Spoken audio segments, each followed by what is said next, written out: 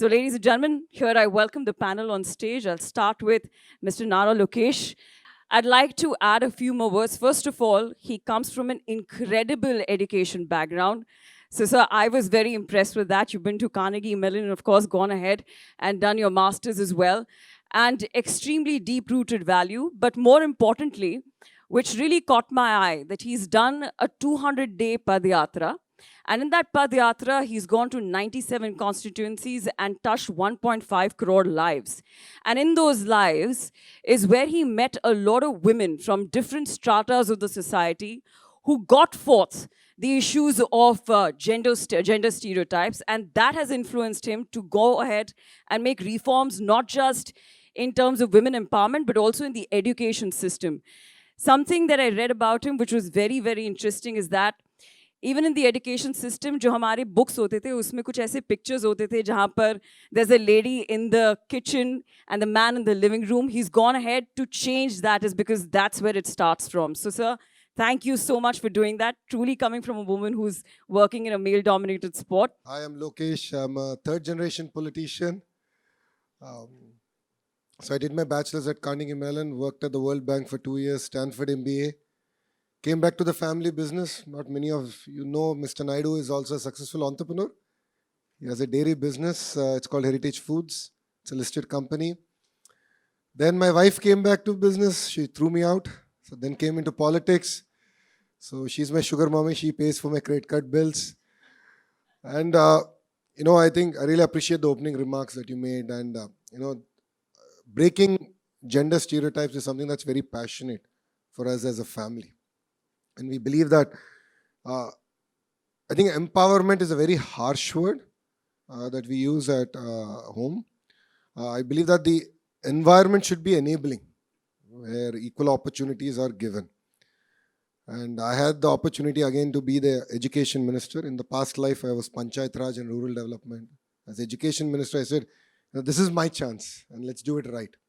And yes, first grade and second grade textbooks, household chores, the pictures are all women who do it. And I said, that's the first place we need to start. It should be 50-50. Obviously, there's a lot of hue and cry, but I said, that's what Brahmani and I did.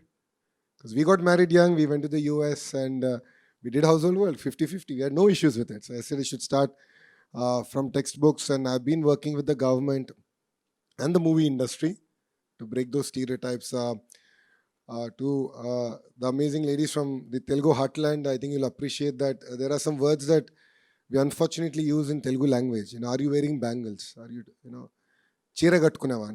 Are you wearing a sari? Or don't cry like a girl. These are things that which are used widely, and this is what I want to put a full stop to. And that's something that I'm very vocal about. I'm talking about it everywhere I go.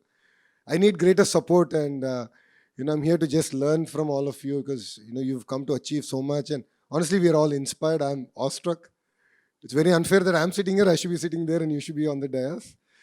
Because what you've come to achieve is simply amazing against all odds. You're here with the amazing leadership that's there. Really make India proud, and we are all with you. But Harman, I'd like to get your point here, is because you're in the thick of things. You're in the middle of it. You've been there when you were playing, and now you've got the youngsters coming in like Kranti and Shri. How different is their attitude as compared to when you came in? And how different are their challenges as compared to when you came in? Well, I think they are totally different. When I came in the team, that time we were struggling with a lot of other things, like providing grounds or facilities or more number of games. But right now, for God's grace, BCCI is doing such a good thing for us. And I think they all have all the experience watching us on the TV, knowing when I played my first ODI World Cup, I didn't even know like other teams like Australia, England. I didn't even know how they play, what they do. So when I was there, I was continuously asking Julandi and Anjumdi what they do, how fast they ball, so what I have to do. So I think that time preparation was nothing, but still we were aiming to win World Cup, or preparing ourselves in that way. We want to bring the change for our country. But right now I think for these girls everything is available and their mindset is totally different. So playing with them is more easier than playing back. Oh, lovely. Smriti, well, as the captain of RCB, and the fact that the fact that it was the women's team who first got the cup to RCB and then the men's team. But more importantly, what really, really touched everyone's heart is the fact that you got the same kind of appreciation from the crowd of the Chinnaswamy as much as, back in the day, Virat Kohli or Fab du Plessis was getting it. So that was very heartening to see. But having said that, just in terms of the brand of cricket that you're approaching, which is fearless cricket, are the women here today who are coming in with the same attitude, or it changes when they come into the ecosystem? Yeah, I mean, firstly, the first question, whenever I walked into Chinnaswamy, I mean, it was a surreal feeling. I remember the second season of WPL. That was the first home game for us at Chinnaswamy.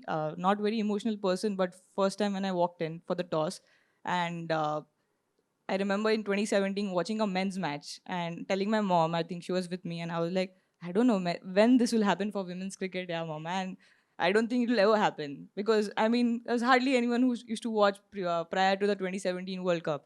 And my mom was like, don't talk anything. I'm sure you guys will have it. So think always positive. And I mean, when I entered the field for the toss, I could not hear Mel Jones asking me question, and I looked around, and the first thing I did not think about, oh, Smriti Mandana, RCB or something. I just felt like, wow, women's cricket is winning. I mean, that's what all of us dreamt. I'm sure the previous generations as well. Whenever they would watch a WPL being sold out or the Indian matches being sold out, I'm sure.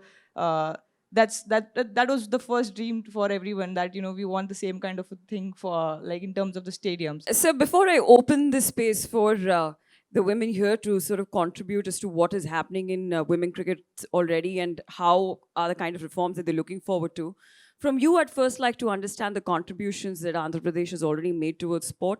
And first of all, what do you make of the disparity between men and women in cricket and the recent reforms that have been gotten by BCCI and, for that matter, even ICC? What do you make of that? No, as a state, we believe in the grassroots movement, right? And that's where, as education minister, I have a role to play. That's where we did this entire, almost a month-long program. And this is about 10 sports. We're looking at what are the opportunities to sort of pick up youngsters and give them a platform to excel. And if you look at the leadership of our chief minister, historically he supported sports.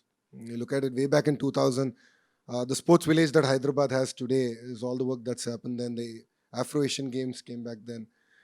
He had a dream that Olympics should come to India way back in 2000. 25 years later, we had to get there. But I think this is just the beginning. And we want to back this up with building world-class infrastructure. Specifically in cricket, I will lean on the ACA to do their bit because they have a little bit more money. And then, under the leadership here, there's a lot more that we can achieve, and specifically on cricket. In terms of gender disparity, I mean, it's not just in sports. Whether we accept it or not, it's happening across board. It happens even in politics. And the question is that if true change has to happen, I believe that it has to start with education. And hamare ghar mein shuru ho raha hai, change. So I keep telling, whenever I go to any college events or school events, I keep telling them that, you go home, you talk about it. You should question. And if anyone says anything, tell that Lokesh is there. So I'm saying, you should talk about it. Because respecting women starts at home. And that's when I believe that we can truly transform. If you look at, we as a political establishment have internships that we do every year. And one internship we did all women. And my question was, let's talk about women's safety and how other states have sort of structured. It's amazing to see that Northeast is far lower than any other states. That's because the way that they've structured their property rights and the way it all flows comes down. So I think we have a lot to learn in that sense. In terms of cricket, all of you are experts here. I'm no way an expert. But I believe that steps have been taken in the right direction. It could be BCCI or even ICC. A lot of efforts are being taken to support. Definitely new leagues will help, identify talent, promote. But then I think all of us have to come out and cheer in big numbers in support of the team and to be with them and really see this entire exercise through. And end of the day, they're all icons sitting here. And Lokesh, sir, in the stories that you've just heard, what are your takeaways from it as someone who can bring about changes in the policy? I mean, it's really inspiring. think each one of you come with very different background. And as a policymaker, it's very humbling that there are things that are going right, and definitely there are areas to improve.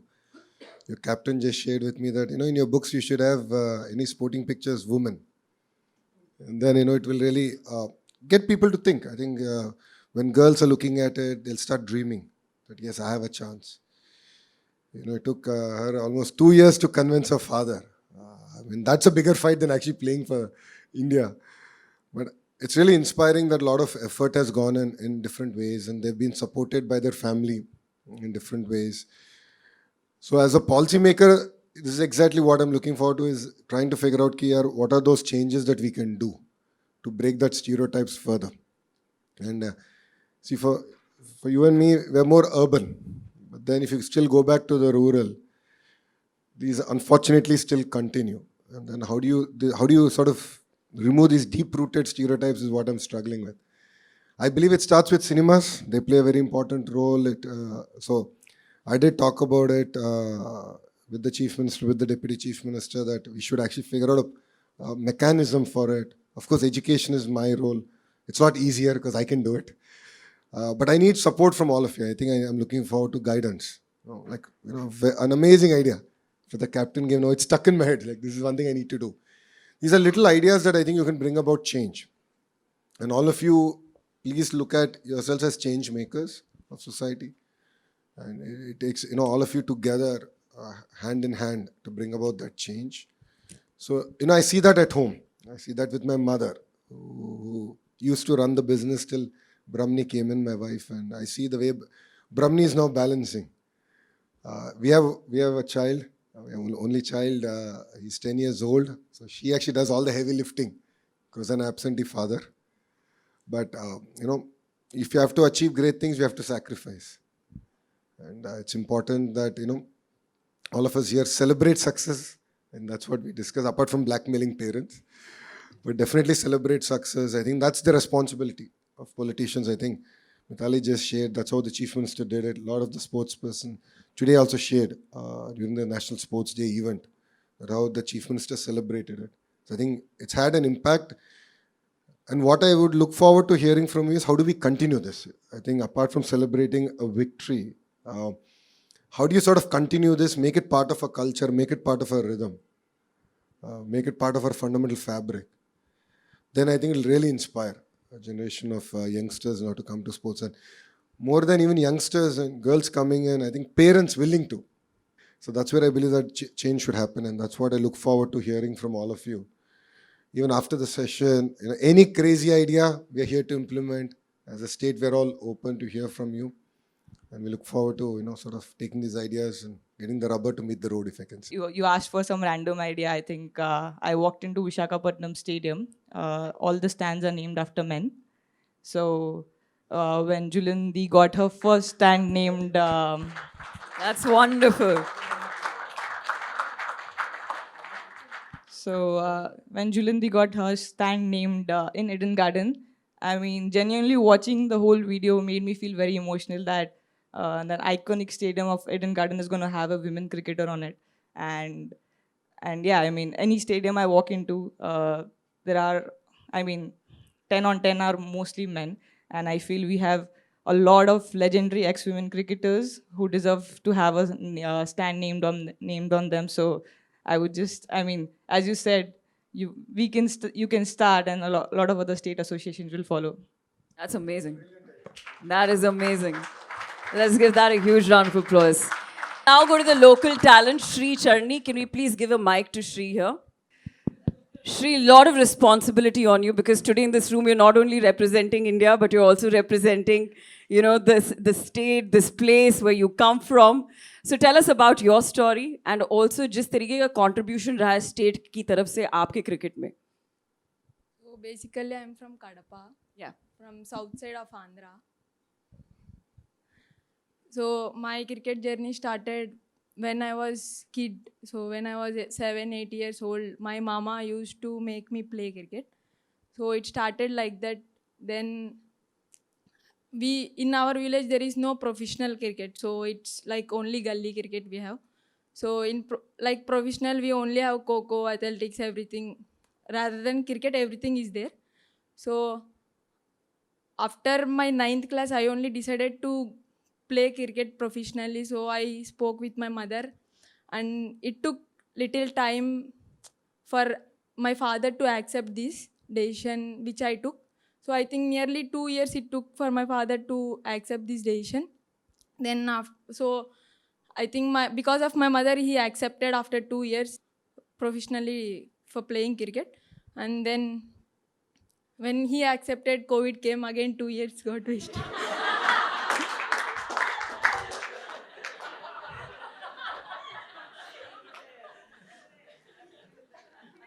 Then I played under directly because of COVID. We had direct Pro Bulls, so I played under 19 Pro Bulls and I got selected for that. Then I played state matches. Then same year I got selected for under 19 challengers. So 2 years I played under 19 challengers. It went like that. Then after 5 years of my professional cricket journey, then I got selected for WPL. Then now I got selected for India. How did you convince your father though? I I think I used to tell him like I don't write exams. I used to tell him like that. Then I think after my inter he accepted actually. Lovely. Let's give the girl a huge round of applause. Yes, please, sir. Please. If there is an advice you would give to me to make sure all fathers accept within the 2 years of you ask, what should it be? How should we get fathers to accept? Or even the society at large to agree to it? Apart from blackmailing, which clearly you're good at. So all of you need to be careful now. But So maybe they may come out and see how it changed. Like it's not like before, no sir. It had changed a lot. If we see when I was kid only, if I see it had changed a lot. If we see now, so I feel if they come out, if they see how girls are educated now, so they may accept. The scare will go from them. so greater exposure Yes sir. and celebrate successes, I guess. Fair. Thank you. When I used to go like for tournaments and all, my study used to suffer. But like so for people, for me, like my maths and all formulas are not clear because I didn't study at that time. So I started playing early, like third or fourth. So if you can like provide different education for like the sports people, because it's very hard to cope up with all the others. So matlab, we used to get a lot less time. 10 दिन मिलते थे to study all the syllabus. So like if we can get like little exemption on that. No, this is a very valid point. A lot of the sports personalities actually echo this. In fact, this evening, before I came here in the discussion we had, Gopichand exactly raised this issue. And so we just led a delegation to Singapore, and there's a sports university in Singapore. So the Honorable Chief Minister and I actually spent good 3 hours understanding how they figure out, the intersection between your interest in sports and education. And how are these degrees sort of validated? I think we came back, we learned a lot in the whole process, and that's something that I'll take quite seriously and see how we can sort of give a hand holding in that sense and take things forward. But that's a very valid point. I think a lot of people are struggling. And this is not just women. It even applies to men. Everyone seems to be struggling with this. And Gopichand actually shared his experience. It was quite funny. So he was punished because he would sleep in class. Because he would play badminton in the morning, go to school, and he would sleep in class. And he said, even today he's bad in maths. So I think that really struck a chord. And thank you for echoing this. And this is something you're going to take it up quite seriously. Appreciate it. Making sports as a mandatory subject in schools. और क्योंकि हमारे time पे जब sports period होता था तो teachers ले लेते थे कि स्पोर्ट्स खेल के क्या करेंगे, हम पढ़ा लेते हैं सब. तो ये होता है, आई डोंट नो कि मोस्ट ऑफ द स्कूल्स में ऐसा होता है कि कोई भी टीचर रैंडमली आके कि चलो हम पढ़ा लेंगे एक सब्जेक्ट, स्पोर्ट्स पीरियड तो 0 पीरियड माना जाता था. So I think that would be a great change कि अगर स्पोर्ट्स पीरियड ऐड किया जाए. यार लार्जर इकोसिस्टम में ये दिक्कत है कि इनफ ऑफ ट्रेनर्स नहीं है. So, अगर गवर्नमेंट स्कूल में देखें तो हमारे पास तो ऑलमोस्ट 43,000 स्कूल्स है, वो primary and high school, but PT teachers नहीं है. First problem. सेकंड ये हो रहा है कि प्लेग्राउंड नहीं है खेलने के लिए.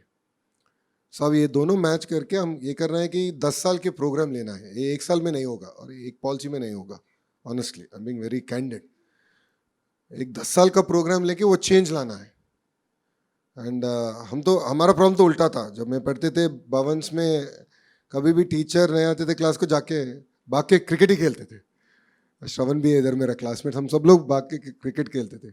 अब की प्रॉब्लम डिफरेंट हो गया है. आपके पास तो 2 तेलुगु बच्चे हैं और उन्होंने बोल सकते हैं कि यार आंध्रा में ये प्रॉब्लम हो रहा है कि आप पूरे मार्क्स के ऊपर जा रहे हैं education system. Like learning outcomes के पास नहीं, आउटपुट हो गया पूरा सिस्टम कि कितने मार्क्स आए, ये कितने रैंक आ गया.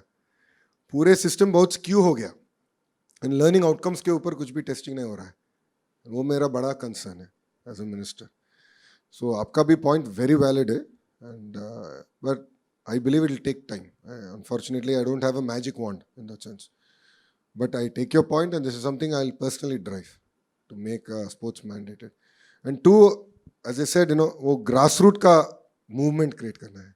So हमने ये किया, सब लोग को बुक भी भेजूंगा जब रेडी होगा. योगा आंध्रा का एक एक्टिविटी किया था इधर. जब प्रधानमंत्री साहब आ रहे थे, 30-day प्रोग्राम किया कि हर गांव में योगा सीखना है. जिनका मन होने दो, कुछ भी होने दो, सीख लो बस थोड़ी.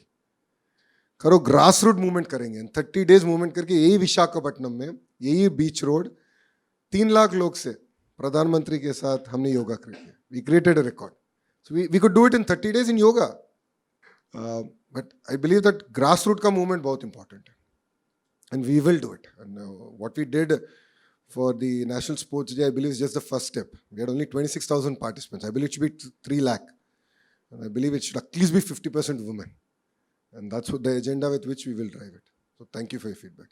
I could relate to Shri coming from Sangli. I mean, it's again a rural area. The first thing the parents feel is that my girl is going to go to an academy where she's going to be outnumbered with a lot of boys. How is she going to manage?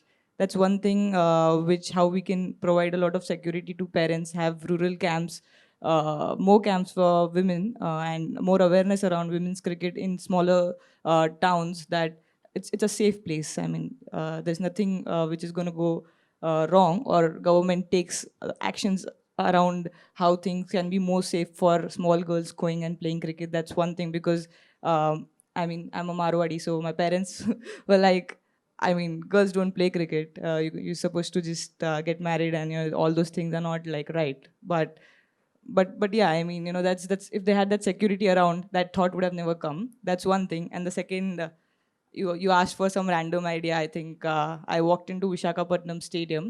All the stands are named after men. So when Julindi got her first stand named. That's wonderful.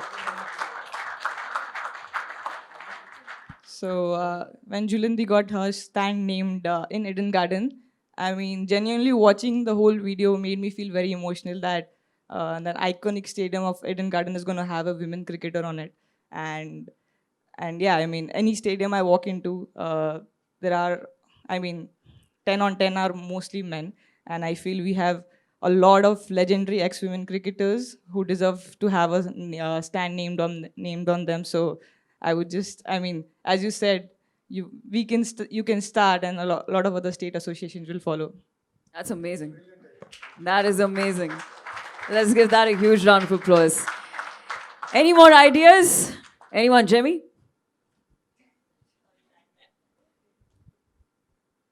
No, like Kranti faced it in the rural areas. Like I came from, by God's grace, came from a good family who could afford a cricket kit.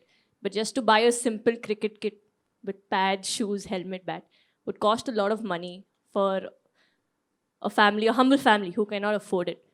Maybe one of the reasons why they don't encourage their kids to play also is because of the cost factor.